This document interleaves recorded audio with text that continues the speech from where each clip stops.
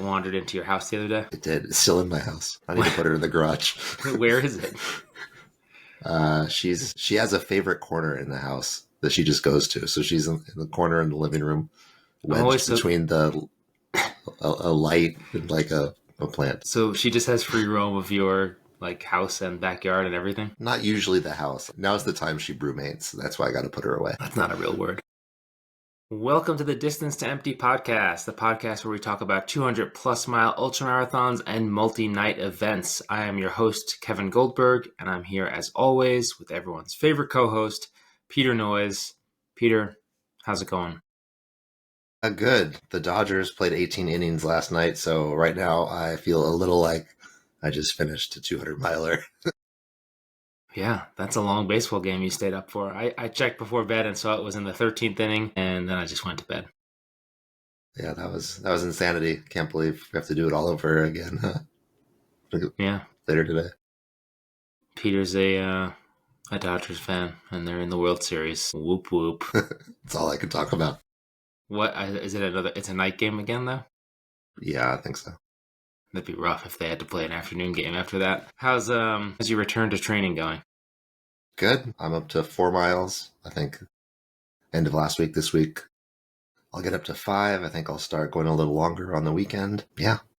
You are so back. Coming back. And I got a big Janji order. Oh, I got mine too. I forgot we didn't even discuss talking about that. Yeah. I really like the stuff. Yeah. I went up to, had some friends from New York in town, and we did a hike up at Brainerd Lake here in Colorado, and it was like 37 or 38 degrees when we started, so it was chilly, and so I got to wear it all. It was fun. We'll dive into that on our favorite pieces in the outro. Speaking of our sponsors, John G. and Mount to Coast, make sure you listen to the whole outro. We are doing a giveaway this episode, or pointing to announcing a giveaway this episode for a pair of Mount to Coast H1s. So we've been raving about the H1s. Peter and I both love them. You've probably seen tons of things on the internet about them. So we're going to be giving away Mount to Coast to a Distance to Empty listener, and we'll give details on how to enter that in the outro here today. Yeah. All right.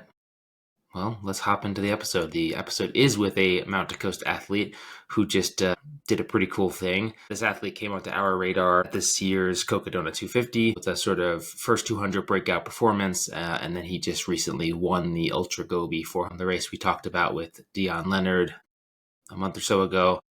So we were following that race, and Cody Poskin just crushed it, and we were like, we got to have that guy on. So we had a great conversation with Cody. Can't wait to see where his new love for this distance and adventure, seeking those adventures take him. But let's hop to it. Cody, welcome to Distance to Empty. Thanks for joining us. Yeah, thanks for having me. I'm excited. Yeah, we're stoked to chat. We thought about having you on post Cocodona this year, and then time sure flies, and now here you are, just a couple weeks removed from the Ultra Gobi. Okay, we did our first episode covering this race not too long ago with Dion Leonard. It had been I saw that. A race that we sort of knew about, but didn't know much about. Dove into it a bit with him, and then when we saw that you went out there and crushed it, we wanted to have you on to chat about yourself, experience with 200s, and that race in particular. So how did you end up choosing to jump into 200s? You're only like 23 years old, right? Yeah, I'm about a month from being 24. Okay. Yeah. Leveling up. Yep. So 200s, yeah. I don't know, it's kind of been exponential. Like I ran my first 50K like a little bit over 2 years ago, and now here we are doing 400K. So it's been quite the exponential growth, and that kind of scares me because I don't know what's after 400K. But if we keep going, we've been going, it could get pretty dangerous. But no, I just always was just drawn to the longer stuff, even like in high school cross country. And I guess once I got out and was set free and even just discovered that these longer things existed, I've always kind of had like that adventure mindset, and just going out and doing crazy stuff. And it's the 200s are like the perfect way for me to explore and challenge myself physically. And I think that's what I like the most so far in ultra running is just the 200s. So awesome. And it seems like this race in particular even more extreme than the traditional race formats here, like the Cocodona or whatnot. There's minimal crew, right? It's not even an official route, right? You're given a suggested route, but you can kind of do your own wayfinding. So, like, what drew you to this race in particular? Yeah, so they actually found me after Cocodona. I had never heard of Ultra Gobi. I just kind of woke up one morning, like literally a week and a half, 2 weeks after Cocodona, and the race organizers had just reached out to me on Instagram. We're like, hey, we have this race, 100K in China. Like, do you want to go? So the first thing I did was like go into Google and convert 400K to miles. I'm like, okay, I can do that. Like, I just did that. It's a doable distance. And then like we had a video conference to like make sure the race was real and legitimate because I'd never heard of it before. And they were super nice, super accommodating, and like that's how I discovered Gobi. And they're like, "Do you want to come run 250 miles in the desert in China?" I'm like, "Well, I've never been to China. Sounds like a great opportunity, great adventure to travel and to just explore a part of the world that I've never been to and maybe will never go to again." So like, it was a pretty easy yes as far as things like decisions to make. It was a pretty easy yes. That's funny. I can't remember if we talked about it on the air or not, Peter, with Dion, but the race reached out to Melanie as well, my wife, asking if she wanted to run it. So I think they're trying to increase like international contestants in general. They definitely are. Yeah, so that's pretty cool that you took them up on it and like actually went out there and did it. Like currently in the process of like for myself trying to pick a 200 for next year, and I want to run a new to me 200, which limits my options because I've run a lot of them. Yeah. And so this one's on the radar for sure. One of the things that intimidates me is just even, I mean, any international race is going to be more logistically challenging. Like when I did Tour de France, it was a little daunting. Yeah. I like I can't like what was step one for your like planning for this race? Like forget like the physical side of it, training and everything, but like how different was planning for and executing this race versus something like a Cocodona for you? I mean, I don't have a whole lot of experience to go off of. All I have is Cocodona and this, but this was so much different. I mean, you have no crew to rely on, like no van full of extra supplies. Like it was pretty much all on me. So what I spent the most time on here, like before I even left, was just making sure I had all of the required gear. Because from what they sent out and from like talking to past participants, they are pretty strict on making sure you have all of the gear at all times too. If I was to lose my down jacket that was required halfway through the race and it was somewhere out in the desert, like if they did a gear check at checkpoint, whatever, and I didn't have my jacket, they were not going to let me go on. So I spent a lot of time here making sure all of the gear that I had met the requirements. They had certain fill requirements for sleeping bags and for the down jackets, and getting all that logistically sorted was a little bit of a pain, but after that, like it wasn't too much different than any other race. You're kind of just predicting how long it'll take between checkpoints, how much food you'll need. Like at its core, it's still the same. You just have less options for like backup plans if something goes wrong because you don't have your crew there or extra supplies. Like so, it was the same but different at the same time. And then what about like the wayfinding aspect of it? Were you intimidated by that? Did you practice that in any way to get ready for a more orienteering type of race? Yeah, not nearly as much as I should. And that's pretty much like my thesis on everything. Like all of my gear, I had all the gear, but I didn't put it all together in my pack and try it on running until I got to China. So if I needed to change something, I was somewhat limited on options. So I don't do nearly as much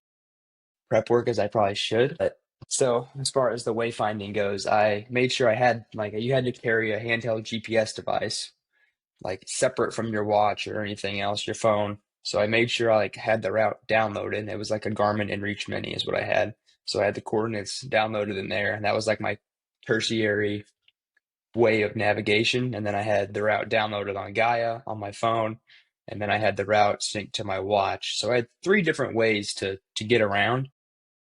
That doesn't mean I didn't get lost because I did, but I was never so lost that it was like I couldn't come back from it. Like it was the navigation wasn't as big of a deal as I thought it would be, but it was definitely a factor, and it definitely cost me time. Like not just mindlessly following flags, having to constantly be looking at my watch, and maybe the watch tells me to go straight, but I look straight and it's either full of cactus or a mountain or sand dunes, or I could just take this road around. It's actually more efficient to go that way.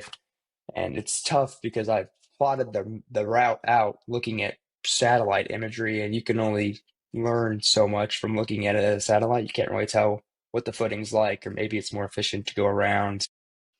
The navigation was definitely the biggest wild card, like the biggest thing that was different compared to any other race that I've done. And I mean, it was tough to like you can't follow the race all that closely from Colorado where I am, but from what I could tell, you led for the majority of the race, so you're not able to like work off of other people. You're pretty much like blazing the trail and just choosing your own adventure. And I imagine to an extent it gets spread out, and everyone has a bit of that experience. Yeah. That's just wild. What like terrain wise, I don't think we really got into it that much with Dion of like you know most of the I mean I did Wyoming range where that was a ton of off trail stuff, but for the most part we're running these races like on designated trails and roads. How much of this what's underfoot for you in this race? Like how varied is it and how rugged is it? Yeah. So as far as like what we're used to in our sport, like nice single track, there was zero of that. There was no single track at all. I would say, I mean, 2/3 of it was just open, raw desert, like no trail, no track, no road, nothing. You're just running a straight line across just vacant land. Like it reminded me a lot of like Nevada. Just there's just nothing there. Just which it's really kind of tough to run in a straight line all the time. Like with no features, it's just not exactly visually stimulating. But the thing I was worried about most was like you think desert, you think sand. I was worried I was going to be trudging through sand for 250 miles, which just zaps any and all energy and probably desire to continue. But the underfoot was a lot more runnable than I was anticipating. It was pretty well hard packed most of the time and easy to run on. It was just constantly going up and down out of little washes or navigating around little pockets of vegetation. And there's just always some sort of obstacle. You couldn't just zone out and just click the miles off like you normally can. But there was definitely some that was on like service road or dirt road, just like it would be like a forest road here in the US. So there was quite a few miles where I could kind of zone out a little bit, but most of it was just empty expanse of land and you're just trudging through. Sometimes there's fences, you're climbing over little rivers you have to jump over, but most of it's just desert, just naked raw desert. So as a mount to coast athlete, then it sounds like you probably had two shoe choices, right? The H1 or T1. So it sounds like you ended up in the H1. So was that like a last minute decision, or did you know ahead of time? And yeah, how did that play out? Yeah, I knew ahead of that's what I ran Cocodona in, and it gave me no problems in Cocodona. And I figured this race, with as featureless as it is, there wasn't anything that was going to require like some super aggressive lugs for the T1 or anything like that. So the H1 ended up being the perfect shoe. I wore one pair of shoes throughout the whole race, just like I did Cocodona. Ended up with one blister total. My feet were in great shape. I don't even think I'm going to have any toenail damage on this one. So I have absolutely zero complaints there, and I would choose the same thing again. They were good to me. Yeah, that's awesome. I probably sound like a broken record. I think I've said it in the last couple episodes, but I just did the Mammoth 200 in a single pair of H1s. Didn't touch my socks, no blisters. I mean, I think it might be my favorite shoe ever. Me too. It's insane. Like some people will have to go through so much to keep their feet in good shape, and it's just such a blessing to not even have to worry about that.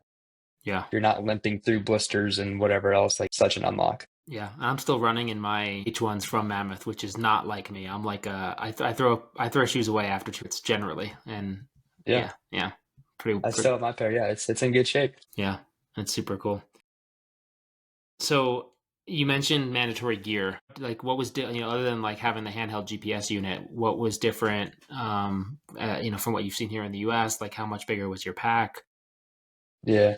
Yeah, talk to us about like because I imagine with it being a little more not self-supported style, but like a little more remote, a little more like choose your own adventure. Like, it probably was a little different. Yeah, so whereas normally I'd be running with a vest or a belt, I had a 22-liter pack this time, but it was kind of like a running vest style. It still had like a spot for flasks up front and like a little pocket, just like it felt like a vest in the front, but then it was a pack in the back. And then there's a lot of stuff that I kind of understood and a lot of stuff that just felt a little redundant and unnecessary. But like I ran the whole way with a 5-degree rated sleeping bag. I had two jackets. I had to carry a power bank the whole time, two headlamps with spare batteries for both, like a whole medical kit. I'd have a Swiss Army knife in there, anti-diarrheal pills. Like I had to carry trekking poles the whole time, even though the total gain for this whole race was 10,000 feet. So I never got them out, never touched them. They just were there. I had to carry a satellite phone, which they had me rent. So I had like four different devices that could access the satellites, which seemed a little redundant. I had like my phone, the satellite phone, the Garmin InReach, and then they gave me like a tracker like you'd get at any other race that had an SOS button on it. So I was definitely covered by the satellites. But yeah, so that pack was definitely, I mean, it was probably, depending on how much water was in there, 10 to 15 pounds at all times, which was different for me. But I guess it's good to know that I can do that. And it honestly wasn't as big of a factor as I thought it'd be. I ended up like chafing a little bit on the collarbone and on the spine just from it rubbing. But besides that, it didn't really impact me a whole lot. Besides I'm sure like general fatigue over time. Yeah. Yeah, that's I find like when you approach the 15-pound point, it does like it's just a little different. It gets a little harder to run. Yeah. And everything's just that much more difficult. Anything below 15 and it's kind of manageable. Um Yeah. The only was time it was really a factor was going like especially under fences. Sometimes I would take my pack off and slide it under and then go under the fence. But when I went over the fence, it was no big deal. But I had to take it off a couple of times to get under some fences. Gotcha. You mentioned that you didn't do like a ton of like testing of gear and stuff. And like I think, I mean, generally speaking, the age old rule of like don't try anything new on race day is sound advice. But Yeah. I almost think for 200s, kind of like try at least one new thing on race day. When you get into the multi-day thing, I think it's important to be able to be creative and like adapt. And like, was there anything you did at Gobi that was like totally different from Cocodona that like you sort of improvised or like did in the lead up that was just very different to accommodate for such a different race? That's tough. I guess like I learned a lot from sleeping at Cocodona. So I like I don't really go in with a sleep plan. Like I don't want to plan for a sleep here and then not be tired and then force myself to lay down and then you just get mad laying down, feel like you're wasting time. So I kind of went into Cocodona with a sleep plan, and then when it didn't pan out, I just got a little upset. So going into Gobi, I just like I'm just gonna sleep whenever I need to sleep, and that ended up working out pretty well. I just slept whenever that sleep pressure got really, really undeniable, and then kept going from there. But besides that, I mean, everything was pretty much the same as Cocodona. I tried to run a little bit more instead of doing like a run walk combination. I tried to keep it steady more than alternating, but I'm still honestly don't really know what I'm doing in these races, so I'm still figuring it out and making stuff up every different race. So a lot to learn still for sure. So jumping into your race specifically, like what were your expectations going in? Obviously, you won, but what were you thinking on the start line? Like, how did it go? Like, were you leading from the front? Did it feel like a race right away? Or talk us through Yeah. the start of the race. So I went in thinking that I could win. I didn't really know a whole lot about the competition beforehand. But one of the cool things about this race is you kind of meet all the other competitors like 2 or 3 days before and you're living together, which is super unique. Like we were all living in the same little camp. So I got to know everybody. And that actually maybe skewed me a little bit more like intimidated because all these guys have so much more experience than me. They've done incredible stage races and multi-day races and I've done one at that point and don't really know what I'm doing. And we're comparing gear, and they have a lot lighter gear and more efficient gear. And so I was a little intimidated after that, but still thought I could compete. And then when the race started, it was kind of unique. It was my first night start. We started at 9:30 at night, which was like different. It was because I'd been awake for 12 hours before the start, so that kind of screwed over any sleep plan that I would have had anyway. So we were in the dark, so I couldn't see everybody very well. And then they staggered us 15-second starts. So like the first person would go and the next person would leave 15 seconds later and then 15 seconds later. Never got a clear answer on really why they did that. I don't know if they just wanted like pictures of everyone leaving individually. So right from the start, we were all kind of spread out, and the people that I thought I'd be running with, I didn't really know where they were behind me because I ended up starting sixth, which we determined by pulling a ball out of a box like that had numbers on it. So it was completely random. But then, so I started sixth, and within the first 200 meters, I had passed the first five people. Like not trying to run fast, I just was running how I felt like I needed to, and then found myself in first, 200 meters into the race. And then that's just kind of how it stayed the whole time. Like I could see headlamps that first night. And then like the other nights I hallucinated a little bit and thought I saw headlamps close to me, but that first night was the only time I was ever near anybody, and I was just running. Like I wasn't trying to go out super quick or develop a lead or a gap. I just was running what felt comfortable, which ended up being like 9 minute mile pace for the first 20 miles or so, and just kind of kept gapping everybody else just unintentionally, just how it worked out. So, which was good, I guess. Yeah.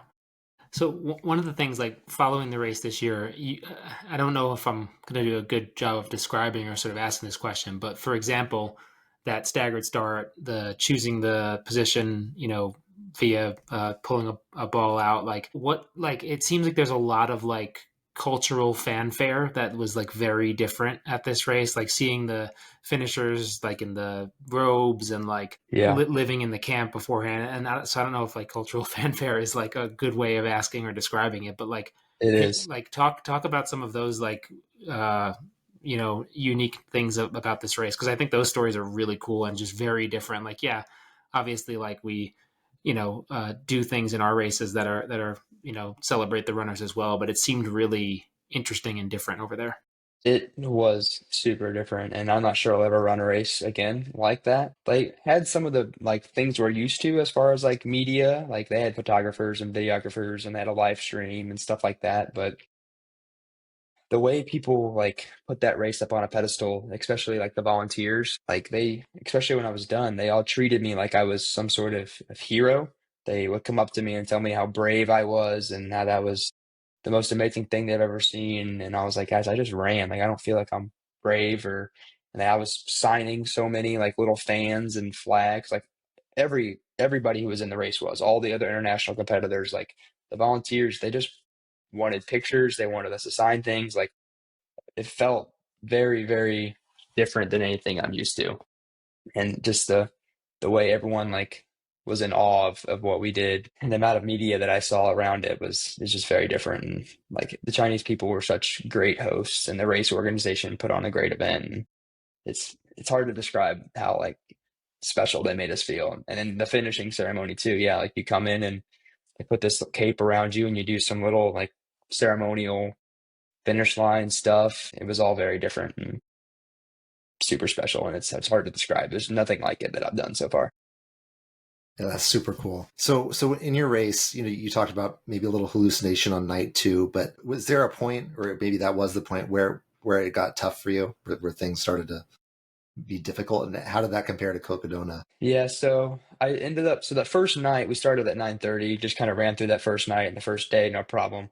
I started to get really sleepy that second night, which was right around the halfway point, and I ended up sleeping, but I mean, it wasn't that difficult. I mean, I was expecting it to get sleepy and I had to push through like 10 miles of really kind of staggered run walking.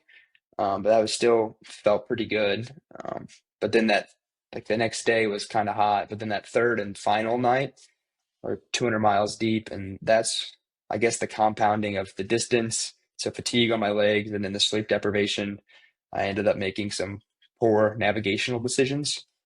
And I like looking back between the holes in my memory, and then just it was dark, and I don't really remember everything. I don't really know how I got so far off course, but I ended up like my watch is beeping at me the whole time, and still I'm somehow like half mile from where it tells me I should be out in these sand dunes and kind of getting pushed further off course by this little river that I can't cross because of how deep the river is. And then I was just getting mad thinking I was going to blow my lead here in the final 30, 40 miles because I got off course just a little bit. And that was definitely the lowest point for me. Just and trying to stay positive and upbeat in that moment was really the big like at the end of the day I was okay. Like I could get back on course. I had a 15-mile lead. I had plenty of room to make a little mistake like that, but I was having a really hard time mentally accepting that yeah, I made a mistake. I need to get back on course. And that was also the time where I climbed the fence and the fence was like there was like a fence post kind of stuck in the ground a little bit and then it was secured in the middle. So I was climbing it and then the part that was stuck in the ground like broke. So then it rotated and dumped me on the other side, which is the only time I fell. And that just kind of added icing on the cake of like, I'm lost, I'm kind of cold, it's dark, and now I just got thrown off this fence by gravity. So that was the lowest moment, laying on the ground, lost in the desert, getting dumped by a fence. It's amazing how hard we are on ourselves when we're in that state of like sleep Yeah, deprivation, and just like the littlest things that are really not that big a deal, like can be yeah, so impactful. It's yeah, crazy. The nights, I didn't realize it started at night. That's really hard. I mean, Peter has talked about like you did Badwater last year, which is a night start as well, and you're yeah, out there 30 to 40 hours, but it feels like it's a lot longer because of the like you said, you're already awake for 12 hours, and you're yeah, going through 2 nights, instead of 2 days and one night in a typical 100 to 130-mile race. Like, but yeah, now you're starting at night and you're out there for, best case 60 plus hours, but most people 70, 80, 90 plus. yeah, I mean, I don't even know if there's a question in there. That makes it really challenging compared to a 5 a.m. start for one of these things. I yeah. would never think to start a 200 plus mile race at night. No, I much prefer the early starts, and I was kind of worried about it impacting my sleep, but then like once I got closer, I was like, there's nothing I can do about it. Like it's gonna be what it's gonna be. I'll probably be tired, maybe earlier than I wanted to be, but it's the same for everybody. Yeah, So, and that's why I didn't want to make like a fast and hard sleep schedule because like I had no idea how that was gonna end up playing out. And at the end of the day, I ended up sleeping about the same distance in as I did at Cocodona, even though I'd been awake for 12 more hours. So I don't know if I got better at being tired this time, or I don't know what the difference was, but so it ended up being about the same. yeah. How much did you end up sleeping ish? I think so more than I wanted to. I'm still trying to get better at not sleeping as much. I think I was horizontal for 3.5, 4 hours and slept for maybe two of that. I found that when I lay down for more than 10 or 15 minutes, all of a sudden things start to hurt really bad that weren't hurting before, especially my hips. Like I never had any problems with my hips when I'm running, but as soon as I stopped, like I woke up just kind of writhing in pain many times because my hips just got so tight. Don't know why. As soon as I started running again, they were fine. So I think going forward, those shorter, kind of maybe more of the shorter naps might be the way to go because I just felt like I was wasting time laying down for 30 minutes to an hour when I'm just tossing and turning and not really getting any real rest out of it. Yeah, no, So the hip pain is real. Like that happens to me too, yeah, and I've heard a lot you of figured people. out how to beat it. Like I don't. What do we do? It's really easy. You just don't sleep. It worked. Easy. It worked at Mammoth, but that was less than 60 hours, and that was a morning start. I don't think you in six because you did 64 hours, right? Which it might be possible for 64 hours, but not with a night start. Yeah, I live and we learn. I guess we'll figure it out eventually. yeah. It's crazy because I'm right with you where I feel like I waste so much time like with the sleep prep, and like tossing, turning, yeah, Well, especially, yeah, if you're trying to take an hour-long nap, you have maybe 10 minutes beforehand and 10 minutes after it getting ready for it anyway. Whereas if you just take a 10-minute nap, you can just face down, boom, yep, 10-minute nap and get up. I feel like that's way more efficient. So I took a couple of those during this race and they pretty much felt the same as they did after an hour and it was way quicker. yeah. When you finished Cocodona, and then I guess again after Gobi, like, did you have like a perspective shift of like what's possible for you, or like what like did it open your horizons and as to like what you can do in the sport or what your goals are in the sport? I mean, after my first 200, it really like put things into perspective and made other goals seem smaller in a good way. Like, or, they're Yeah. more easy to attain. When I think about a K or a marathon, it doesn't feel nearly as intimidating as it used to anymore, even like a 100-mile race. But like coming down the last mile or two of Cocodona, I definitely kind of felt that the weightiness of what we had done, especially because it was like the first time I'd ran that far.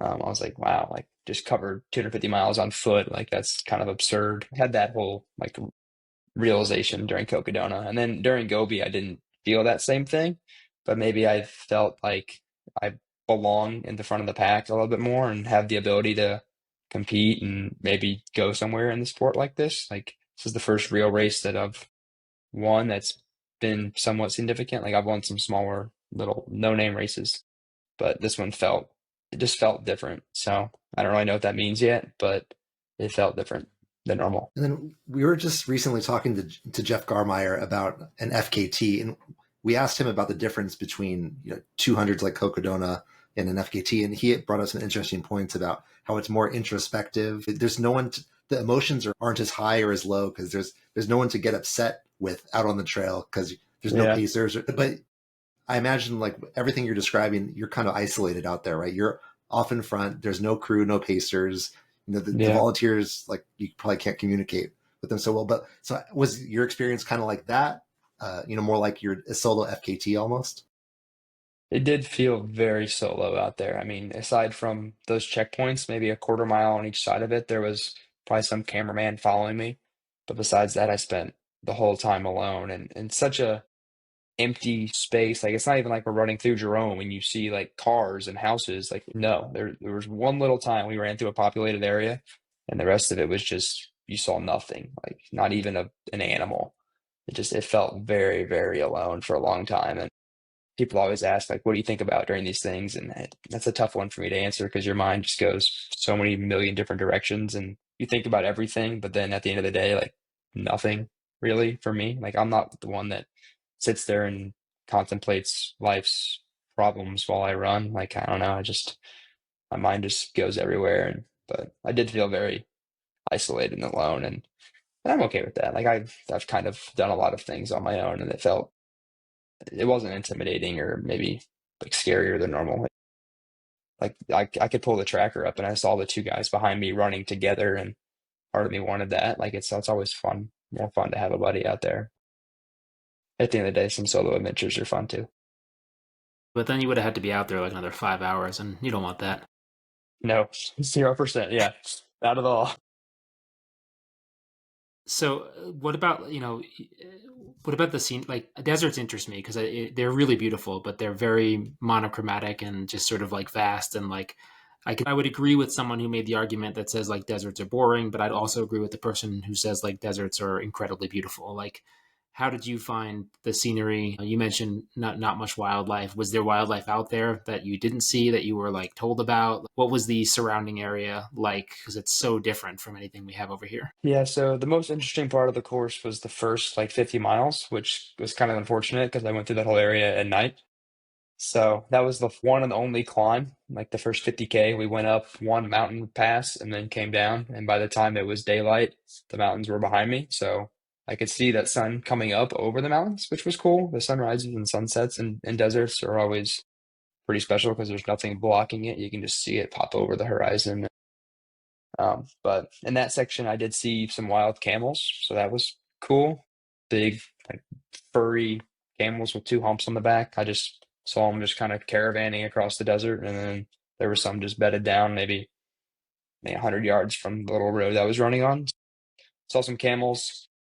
I heard like some jackals, which just sounded like dogs, but they told me they were a pack of jackals, which that was the biggest animal they told us to be worried about as far as like danger, which they're the size of like a small dog. So was never too worried about those. But yeah, besides that first 50 miles, there was nothing really to break up. It was just all flat. It was all flat and runnable. There was one little area we kind of went through a canyon and we saw some like black little small mountains that we ran through. That was the coolest physical feature that I saw the whole time. And then besides that, the coolest thing was the wind turbines. We ran directly underneath thousands of wind turbines, and I went through there at night. So you saw all those little red blinking lights just surrounding you as far as you could see. And then I was so close I could go up and touch the wind turbines, and you can just feel just the power coming off of those massive blades. Like you never really get a perspective on how big they are when you drive through Kansas or Texas and see them, but being directly underneath them and just feeling just like it shakes the ground a little bit when that turbine blade comes around. That was pretty cool. It just made me feel really small. Besides that, it was just running in a straight line across just rocky desert, which got a little old. Like I didn't find the course super compelling visually overall, but it was still an adventure and it was still cool. So can't have it all, I guess. Some people will complain like because there's nothing cool to see, or complain because it's too hilly, but then you'll complain because there was no hills and it didn't break anything up. So I mean, it's give and take. Like it was nice to be able to run the whole time, but then part of you really wants like another hill to climb just to break up the monotony of trying to clip off 11, 12-minute miles. Yeah, I'm blown away. It's only 10,000 feet elevation. Like Kevin and I are about to do a 50 miler that's 7,000 feet. And we consider that Yeah. one runnable. So it's like nothing scares me more than a 200 miler that's flat. Like, how did you approach like the last half of the race? Like, how'd you force yourself to run, or how'd you do that? It's tough because I felt the same thing in Cocodona. Physically, you're able to run still, but like mentally, you're just looking for any excuse you can to walk or to take it easy. And that's still something I need to work on, like, because your legs are still there and you can still run 10, 11, 12-minute miles. It's just making your body do that. And I tried to be better this time than I was at Cocodona. I would walk, but I like counted strides and would walk for 100 paces and then make myself run for as long as I could stand it again. And then I would walk for 100 strides, and I never let myself go past 100 strides of walking at one time. So that was just kind of a combination of walking and running the whole time. And if it was particularly bad footing, like a bunch of little ups and downs or really loose, I would maybe walk a little bit more. But besides that, it was just doing anything I could to convince myself to not walk because there was nothing to break it up. There's no reason why I couldn't run. It was just all tired and fatigued, just creeping in, telling you to walk.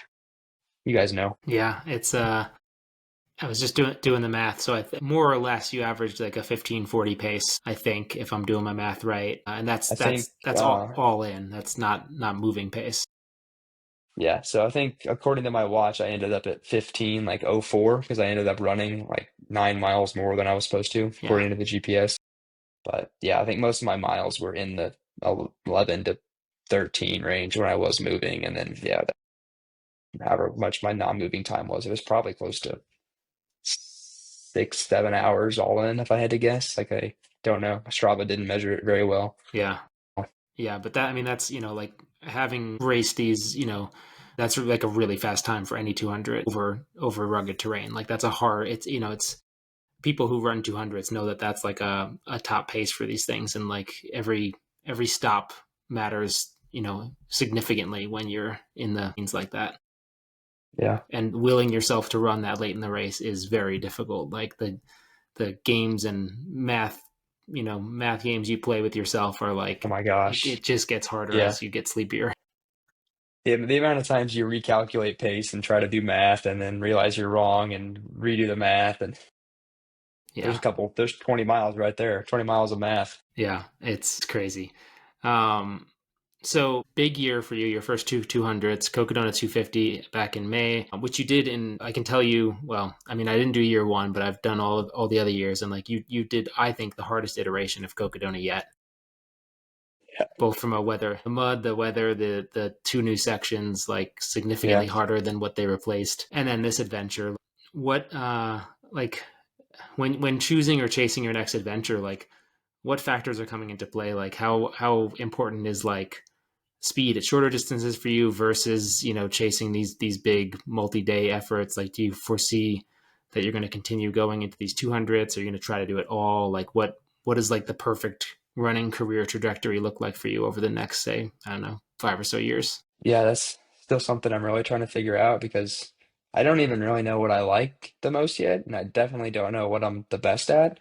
Like I've ran a road 100, now I've ran these. Like I still don't know if I like the shorter stuff more, the longer stuff more. But and now I'm stuck between wanting to do really cool, adventurous races like this that just sound awesome and allow me to travel and experience new things, and then being pulled towards the more traditional races that maybe will help me create a career in the sport, Black Canyon or Western States. Take your pick of other race that has a lot of eyeballs on it. So I think ideally I'm doing some sort of combination of those races because I would like to be at Western or UTMB, and because I like to compete, like I'm a competitor. But I also like really cool stuff like this, like just random, just opportunities. Like I want to be able to say yes if some other random race calls me and is like, hey, like this is what we have. Like, are you interested? And I want, I don't want to be so pigeonholed into, no, sorry, I have to run Black Canyon and then Canyons and then Western States and then I'm running Javelin. Like I don't want to be so pigeonholed in that I can't say yes to this other amazing opportunity. So I'm still trying to figure out exactly what that looks like. But ideally, it's some combination of 100K, 100 mile, 200 mile Yeah, mixture. yeah. And I think I mean, in my opinion, it's okay if you never figure that out and just kind of roll with what comes. It's like, hey, Yeah, look at this experience you just had that was sparked by an Instagram message from the race. Like that's exactly. Yeah. Yeah, and it's fun training for other stuff too, because Yeah. like I just train for 200s all the time. Like even now, like I feel less fit than I did when I was training for a 5K or a marathon. Like I know at the end of the day I'm a better runner, but like it's nice to just switch gears and maybe run fast again for a couple months, or like I'm Yeah. doing an Ironman in a couple weeks. Like I haven't trained very well for it, but it'll be fun to do something different. So I like the variety. Yeah, no, I think that's smart. I definitely feel like I've trained myself to be slower just by like, because I've certainly pigeonholed myself a bit into the 200 plus distance. I did my first track workout in, I don't know, 6 months or so last night, and whew, it was Yeah. brutal. So I think you can, it might even be better for performance by keeping things more flexible and more varied. Did you? I saw some, some stories and stuff on Instagram from your time outside of the race in various places. Did you travel over there by yourself? Did you like how long did you stay there outside of the race? Yeah, so the whole time I was basically by myself. I was with some people from the Mount Coast team for a while because their headquarters is in China. So I took a little detour before the race and kind of visited them, and they were spectacular to me. Took me to a lot of really cool places to eat, which was so awesome, just experiencing the new culture like completely. So that was before the race. And then after the race, I took a little detour to Tokyo and then to Hawaii since they were on the way home, and I was traveling and might as well stop in and visit some places I've never been. So I spent Hawaii was my favorite. I spent like 4 days just kind of, and it was nice too because usually after these races, you're finished, you go home, you go right back to work. You don't really have any time to really focus on recovery. And I was still with the race organization for maybe 4 or 5 days after I finished. All I was doing was sleeping and eating, like going on some little walks, like having that dedicated time to take to just focus on recovery was huge. And then as I went to Tokyo and to Hawaii too, just like didn't have to worry about anything besides just whatever I wanted to do and taking it easy and stretching more and laying down more. And so I think having that time has been huge to helping me get back to running. That's awesome. Yeah. All right, Cody, we're gonna jump into our quick five here in a second. Quick five questions that we All ask right. at the end of every podcast. But before we get there, I want to ask you two more quick things. For someone like, let's say, I mean, it could be me, who sees something like the Ultra Gobi 400 and is curious, but just kind of intimidated in general. Like, what would be your advice for someone who's looking at this adventure and like deciding whether or not they want to pull the trigger on it? Like, is it worth it? Should they do their homework and get into it? And like, what would be your number one tip? Yeah, I mean, I think just like anybody else in the 200 world is probably going to say, like, just go for it. Like, if you're curious at all, just the race organization is extremely helpful and extremely kind. They will, like, anytime I had a question about gear or logistics or anything, I just shot them an email and they were very responsive and helped all that. Like, I can understand how intimidating it would be traveling. I mean, it was a 13-hour flight. Like, I'm literally in a 13 hours ahead. I'm living a whole different day than we normally live here. And it's like it's a part of the world that kind of gets a bad rap from the US too. So it's very intimidating and like, but just might be your one and only shot to go over there and really experience the culture. And like, and you're going to have this race organization guiding you the whole way and kind of helping you with the whole travel and logistics part. Like, that's not as intimidating as you think it is. Like, they're super helpful. If that's what's holding you back is the location and the logistics, like, that's not a good excuse. So, and the race is it's a different experience than anything else I'm used to. So I would say go for it and take a shot, and you're not going to have a bad time. I didn't see anybody at the end. Oh darn! I wish I wouldn't have come. Like it Yeah, doesn't happen. that doesn't happen. Yeah, love it. No. All right. Last thing before the rapid fire questions, we talked a little bit about how much we love the H1. We are actually going to use your episode here to spark a giveaway for a pair of H1s. So Hopefully, we remember to talk about that in the intro so that this doesn't come out of nowhere. But if it does, hey, surprise, we're giving away a pair of H1s to one lucky listener. Give another quick elevator pitch. Why should people enter that giveaway? I've never worn a shoe like the H1s. I mean, they're perfect for pretty much any trail that I've run on, and especially for Colorado, California. Like, unless it's super rugged, they're everything you need. They feel so light and responsive to me. That dual lacing system really helps you, like maybe lock down the top, but leave the toes a little bit looser and let your feet wiggle around a little more.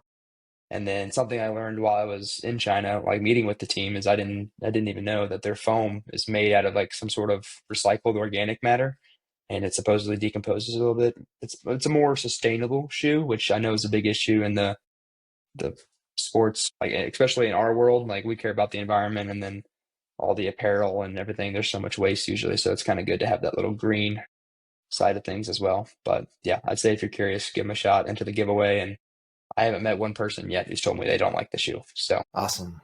All right. So I can kick us off with the quick five here. So, yeah, these questions are all specific to 200 milers. So either Cocodona or Gobi. So, first, what's been your highest high during a 200? I would say it was probably in Gobi. It was during that section that I was lost, but there was this little tiny river that was maybe 4 feet wide, but it was moving super quick and had super steep banks.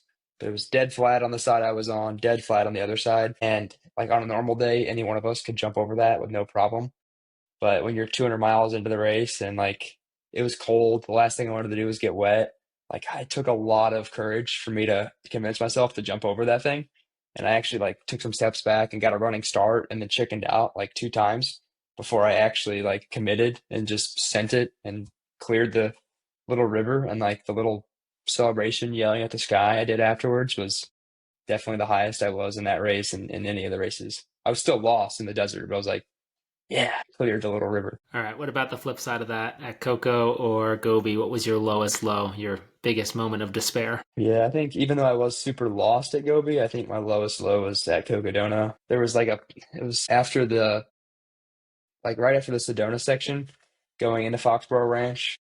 I was super tired and it was raining and that whole flat rock section, just I felt like I was in the twilight zone. Like I didn't feel like I was making any progress. Like we just kept getting a little bit lost in that section. I was so tired. I was dragging my poles on the ground, just trying to waddle into Foxborough Ranch to get to sleep. And that's the worst I've ever felt physically or mentally. So I'm glad I didn't feel anything like that in Gobi. It was terrible. And I'm trying everything I can to not do that again at Cocodona because it was not good. Peter, I was in pretty rough shape in that section too. Yeah, I That was about to section's say brutal. I was pacing Kevin in that section. I Yeah, think you that had your section's a lowest low killer. there too. That whole race was my lowest low. My lowest low in a 200 was Cocodona 2025. All right, the next one. What's your favorite food for running in a 200? Yeah, I think I'm still figuring out the nutrition thing. I'm definitely not good at it at all, but so far it's been peanut M&Ms. Just love peanut M&Ms in general, and then during the race they just like lift my spirits so much. I found they were kind of difficult to eat at Cocodona because I had my poles in my hands a lot more. For Gobi, like without my poles, like you had your hands free, and I was like, I just pounded peanut M&Ms. Definitely my favorite. That or Pop Tarts, but I'm getting away from Pop Tarts. But Pop Tarts are always a classic. What flavor Pop Tarts? Oh, there's only one. It's brown sugar cinnamon. That's the only one that I eat. The only Just one that matters. did you see they're coming out with a brown sugar cinnamon protein Pop Tart?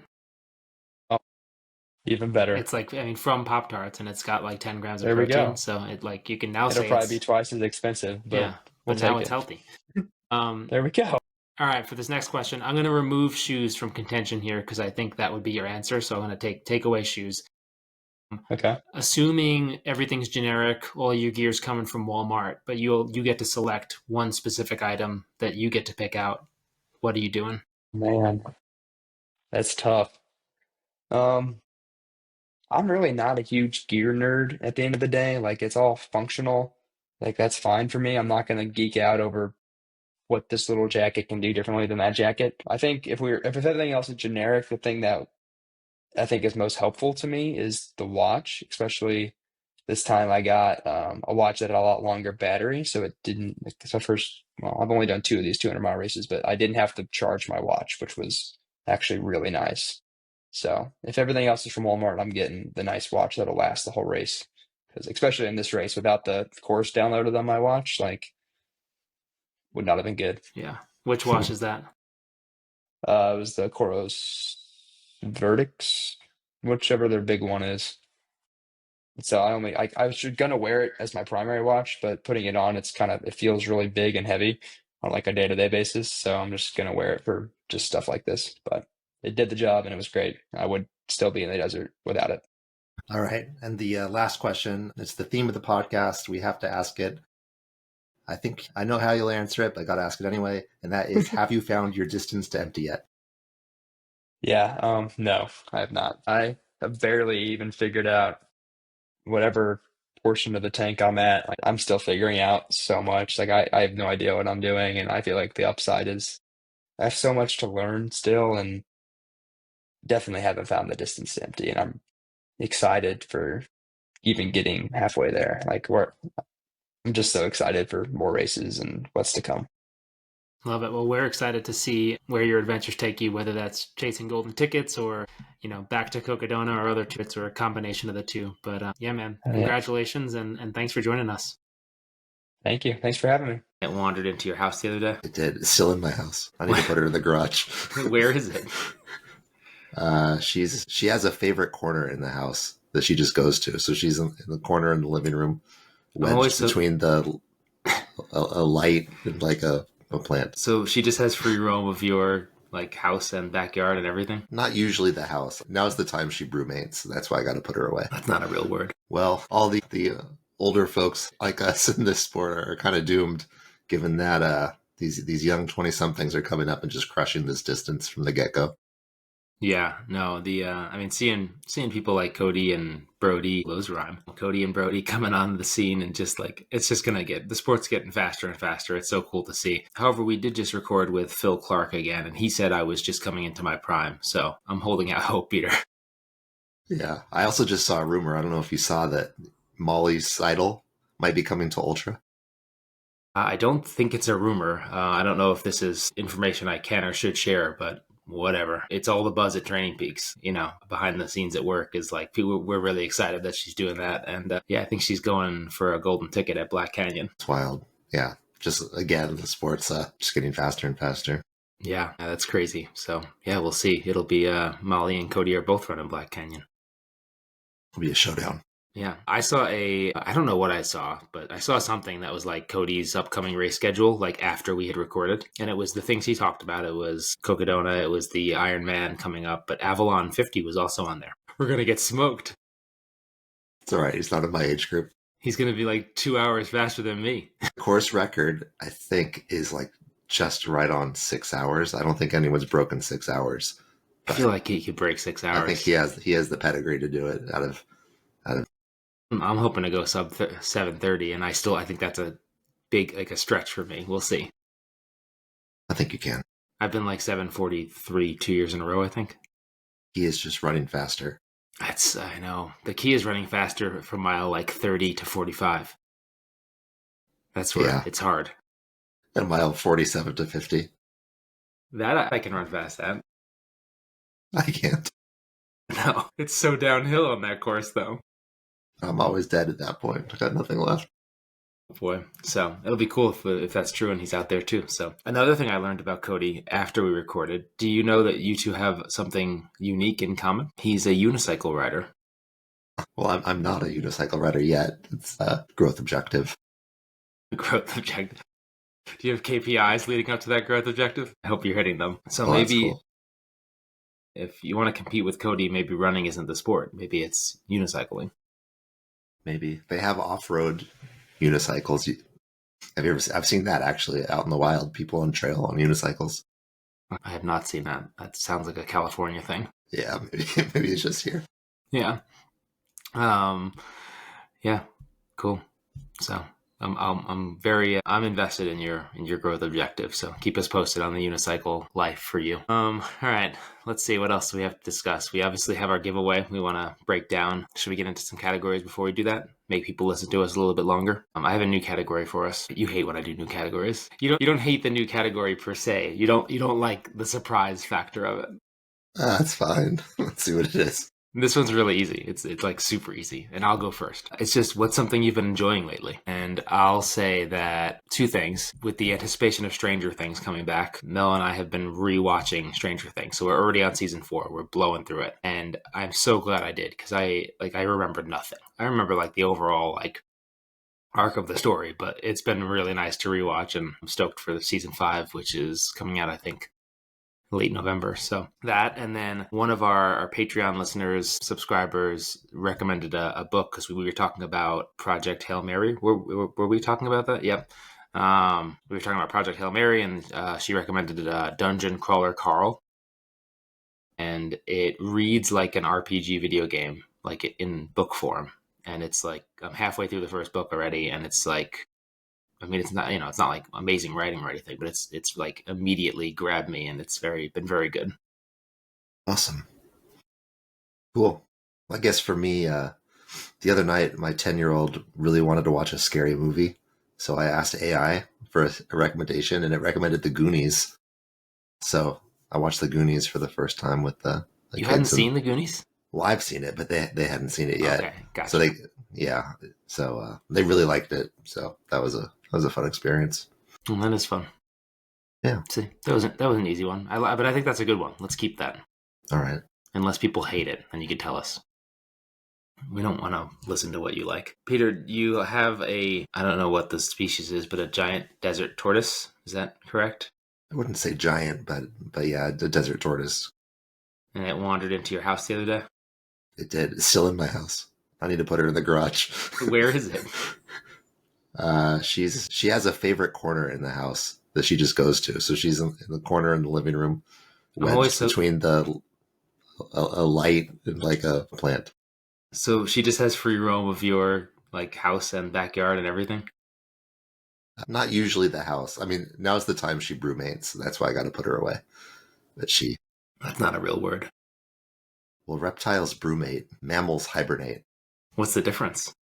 So mammals actually sleep. So a bear is sleeping, but a reptile just reduces all body functions, all metabolic, this and that, just way low, but not technically sleeping.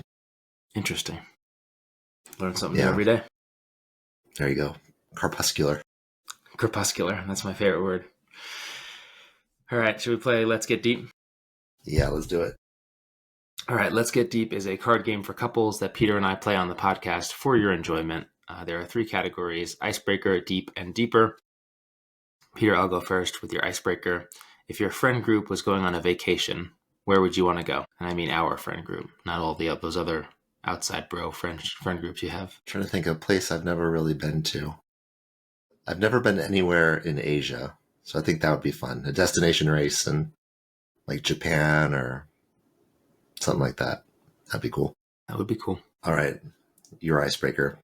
Funny enough, this is almost the opposite question. What vacation spot holds no appeal for you? Well, that is funny. Honestly, I mean, I like almost every, like even like all-inclusive resort, like beach, like you would think that would not be my vibe, but I do like that sort of thing. I'd say like big cities, like I guess like I wouldn't want to go like, I mean, I've been all to Chicago, New York. I've, visited like London and Paris and Hong Kong and those sort of places. Generally, I like to get out of the city. So I'd say like a true city vacation where like the plan is more like to visit like museums and like restaurants and those sort of attractions, like get me out of the city and into like more natural areas. All right, Deep for you. I'm not sure what your answer will be to this. No. Do you believe we'll discover aliens in our lifetime? Or in your kid's lifetime? I'm going to extend it a little bit. I don't think so. I do think that given just the billions of stars, there's got to be life somewhere else. But I think we would just be so far from it. There's no way to even communicate, let alone visit, unless some sort of wormhole, black hole wormhole thing really comes to be. I don't think there's any chance of it happening. Womp womp. All right, you're Deep. What is your favorite little luxury that you allow yourself? I allow myself everything. Like my entire life is little treat culture. I need to back off and say no to myself once in a while. I will do like a almost daily, maybe not daily. Yeah, pretty much. Like trip to the gas station to get like something, candy or a Coke Zero. I should just stock those things, but then I would just eat it all in one shot. Yeah. I also have a addiction to getting massages more often than I might need them. The foot massages, they're not so bad. They're not so bad. And my PT says to just do it. Just go for it. They're good for you. So, yeah. No self-control. Absolutely zero. All right, deeper for you. If you could find out how and when you die, would you want to know? I don't think so. I don't think I'd want to dwell on that. I think I just want to kind of just live the way I want to without any overhead of that. Yeah. No, I think I agree. And I think, I don't know, it becomes more of a something I'd have to think on more if like the question, because that was the whole question there, but like maybe if it was like you could do something about it, right? Like if you like you knew how and when, but like there were factors that you could change to like, I think that kind of assumes like that's the way it's happening no matter what. Yeah, In that's how that I read case, it. yeah, me too. So in that case, I agree. I wouldn't want to know. If it was like, here's how and when, unless, then maybe I would want to know. Yeah. All right. Deeper for you. What's your most cringeworthy high school memory? Boy, probably lots. Trying to think if I had any. I mean, I was like pretty solidly like not super popular, but not super not popular, like just in the middle of the crowd. And I feel like I didn't have many like really embarrassing moments.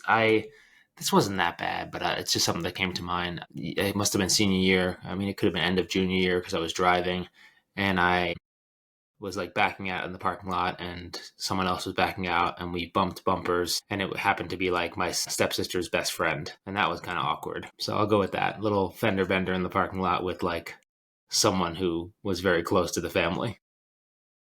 Yeah, I get it. I'm sure that's embarrassing, right? Were people watching? Yeah, it was like school was getting out, so like people are walking through, and it's just like, oh man. All right. Um, cool. Well, I think that's it for categories today. We'll give you a break from reading, from switching gears and reading your book that was definitely written fully by you and no one else. All right, let's get into some sponsor stuff before we wrap up. So, as Peter mentioned, he just got a big John G order. I just got a big John G order. They have a whole bunch of new winter items, and this stuff is really awesome. I got to go test some of it out in the cold. The jacket is like super packable. Really love that. The cargo pants are really comfortable. I wore the cargo pants, the jacket, and the fleece layer. Just really like some of my favorite John G stuff so far. And the gloves were really, I got like the puffier gloves. Those were really comfortable. I went with a large for the pants and the gloves and a medium for the jacket and the rain jacket, if that helps anyone. Peter, what'd you get? I got shorts. I got just an everyday tee. I got the Rain Runner jacket, and I got a merino long sleeve. So, yeah, I'm excited about the merino long sleeve. It rolls up much tighter and is lighter, it seems, than some of the other long sleeves I have. It seems lighter than the waffle shirt. So, curious to see how warm it is. But I love to layer up in cold races with a wool base layer. So, looking really good in that. And the Rain Runner jacket looks awesome. It's my first like real running rain jacket that's lightweight, so it's packable. It's I think that's gonna really fill out my Your kit. Nice. Yeah. So we're stoked on it. We love the stuff. We use the stuff. We recommend the stuff. And if you want to give it a try or get some more, you can use code DISTANCE for 10% off. And then when the purchase screen pops up, it'll ask how you heard about John G. You can select podcast, and then a list of the podcasts they support will pop up, and you can select distance to empty. Take a screenshot of that, send it our way, and we will send you a free shirt or hat as a thank you for supporting us by supporting our sponsors. The same goes for Mount to Coast. It is code DISTANCE. If you want to try some Mount to Coast shoes, we will hook you up with a free shirt or hat. And now for the Mount to Coast giveaway. Shortly after this episode airs, we will be posting a giveaway on Instagram. All the details on how to enter that giveaway will be in the caption of that Instagram post. So please go over to our Instagram, check it out, and enter yourself for a chance to win a fresh pair of H1s. We just can't say enough good things about the H1s. So here's your chance to try it for free. awesome. Sweet. I think that's it. We did it. We did it. Thanks for listening, guys, and we will catch you next time.